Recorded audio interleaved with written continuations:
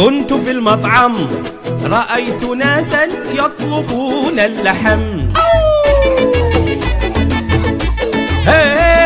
وأنا كنت في المطعم رأيت ناسا يطلبون اللحم.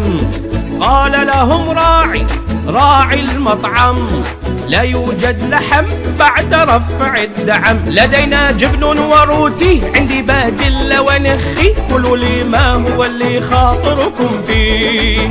أنا أريد بخاري وأنا أريد غوزي، لكن ما عندي لحم، أنا شسوي؟ قال لهم: مالكم إلا الدجاج، خير بديل للحم الدجاج.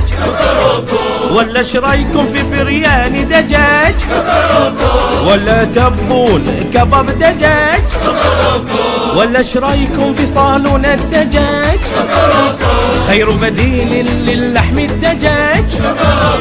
ولا شرايكم في كفتة دجاج، خير بديل للحم الدجاج.